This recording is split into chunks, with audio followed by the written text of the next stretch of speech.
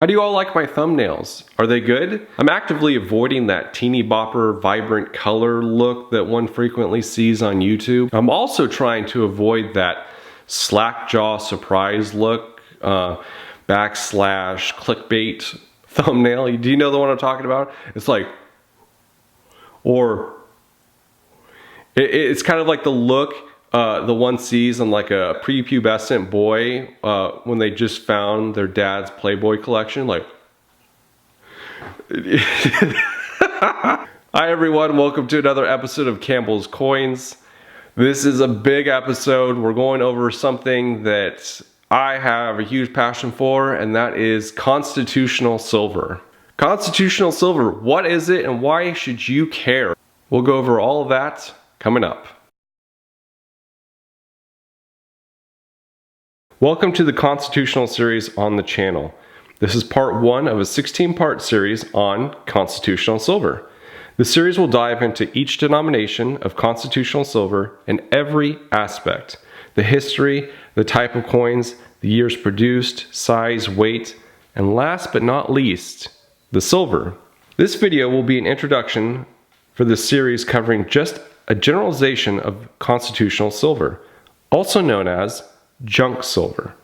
However, in my opinion, constitutional silver is far from junk.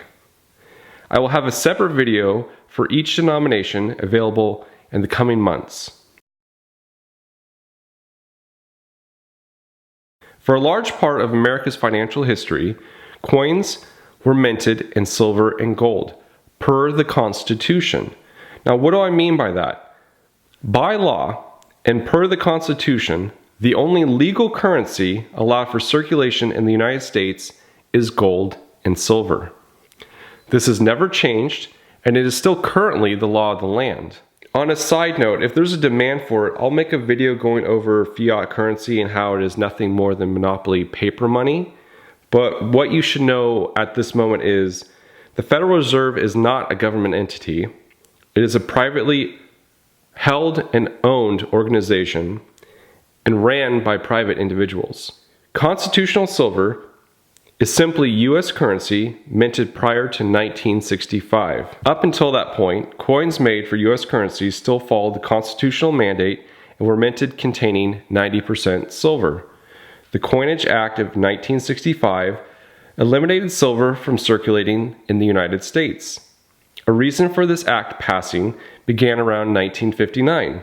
The United States began seeing a coin shortage due to individuals hoarding away silver coins. This led to the U.S. ramping up production of silver coins, but it was also at this time the U.S. saw an increase in the use of silver across the country. Silver was used for coins, but saw a greater demand in industry. Silver shortages began, and the price of silver skyrocketed. Hence the hoarding of coins. Hoarding of coins became more and more popular, so much so, the Kennedy half dollar, which was created in 1964, was basically driven from circulation due to its collectible demand. On a related note, this is the reason why so many 1964 Kennedy half dollars are in such great shape to this day. As a result of the silver hoarding, President Lyndon B. Johnson proposed a bill to Congress eradicating silver from U.S. quarters, dimes, and lessening the silver content of the half dollar from 90% to 40%. This bill passed through Congress easily, and Johnson signed the bill into law on July 23, 1965. Quarters and dimes made without silver began circulating at the end of that year. The passage of the bill marked the first time in history U.S. coins were made without silver. There are a number of denominations which fall under the label of constitutional silver.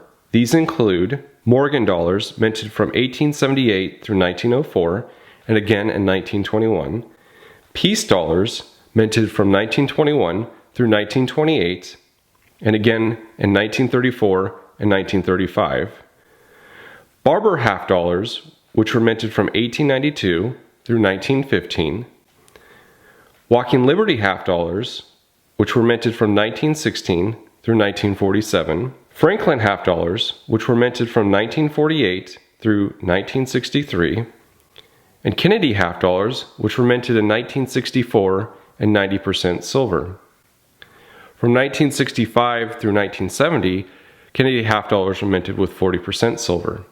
Barber quarters, which were minted from 1892 through 1916, Standing Liberty quarters, minted from 1916 through 1930, Washington quarters, minted in 1932.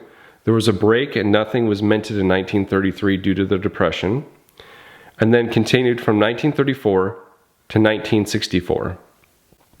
Barber dimes, minted in 1892 through 1916, Mercury dimes, minted from 1916 through 1945, and Roosevelt dimes, minted in 1946 through 1964.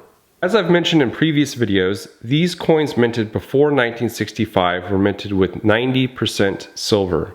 However, there are some caveats to this 90% number and the dates. From 1942 through 1945 during World War II, nickels were made of 35% silver because of a shortage in metals, specifically nickel.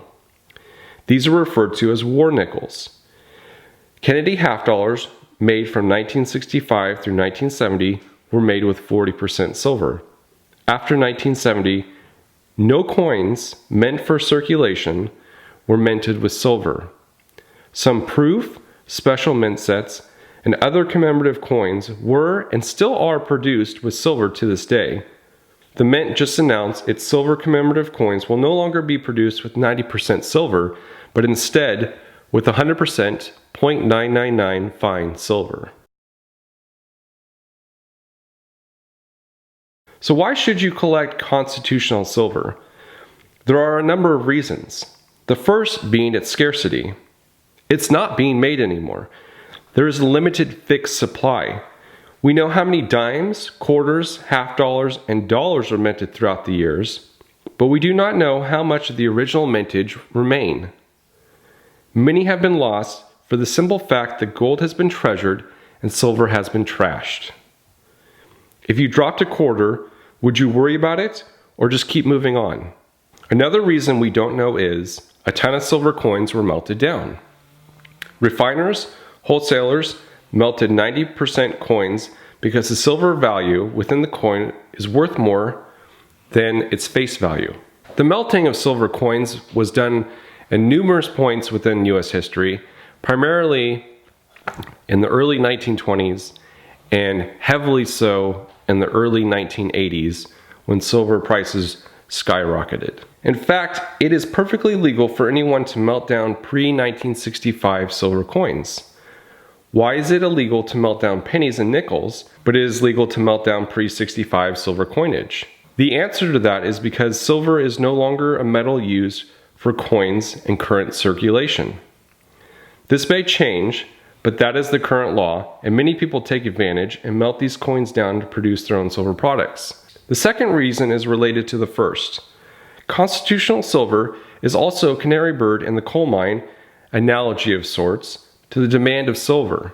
Typically, it's the first silver precious metal coin to be bought out of circulation, and it also indicates a shortage of silver supplies during increased silver demand. This brings us to the third reason to collect constitutional silver, and that is the price.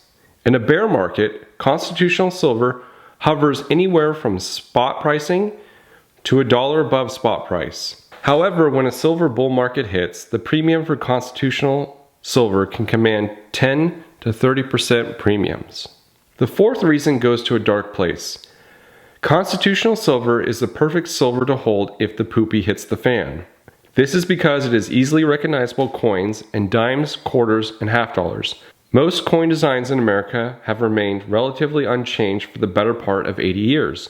Just look at the Roosevelt dime and Washington quarter. Not only is it easily recognizable, but it is fractional silver and perfect for bartering and trading. I think this covers a good amount for the intro into constitutional silver. Stay tuned for more videos covering the constitutional silver topic. I should have those out in the next few months. There's going to be a lot of them, a lot of good information, history, whatnot. If you like this video, please hit that like button. If you aren't subscribed already, what are you doing with your life? Go ahead and hit that subscribe button. Watch these awesome videos I have coming out. Thank you so much for watching. I really do appreciate everyone's support. This is Campbell's Coins, and that is my 2 cents.